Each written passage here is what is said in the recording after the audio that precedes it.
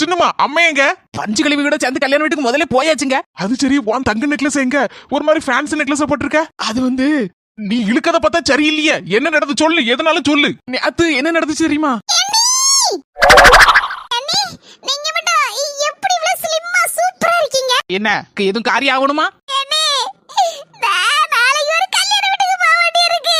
போக வேண்டியதுனே, மொத பத்தில போய் திங்கிக்கு தானே போவ. கழுத்துல ஒண்ணு இல்லன்னா கல்யாண வீட்டுல பந்தியில கூட மதிக்க மாட்டாங்க.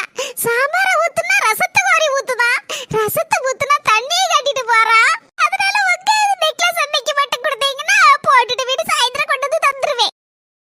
எதனால அட்ஜஸ்ட் பண்ணி தானங்க போனோம், அதனால தாங்க நெக்லஸ கொடுத்தேன். சின்னம்மா உனக்கு வெள்ளந்தி மனசு.